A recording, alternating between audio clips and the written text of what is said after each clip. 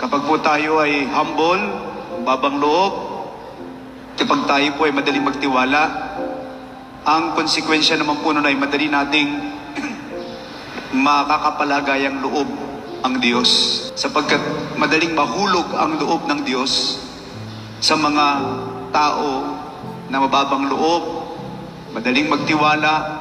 At sana po, pangarapin lagi natin na magkaroon ng ganitong kalooban. Sapagkat sinabi na ating Panginoong Kristo, na andito lalabas ang lahat ng karunungan. Totoo po. Kapag ikaw ay mababang loob, hindi po matagpuan yan ng mga taong palalo. Yun mismo ang iyong karunungan. Kapag ikaw ay mabait, hindi ka maintindihan ng mga taong walang hiya. Pag ikaw ay mabait, yun yung karunungan na ibinibigay ng Diyos. At doon tayo nagiging marunong.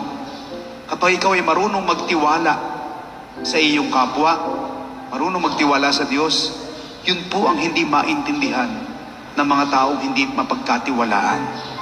Kaya upang makita natin ang lihim ng Diyos, ang lihim ng langit, sana po sa bawat araw, taglayin natin ang ganitong puso.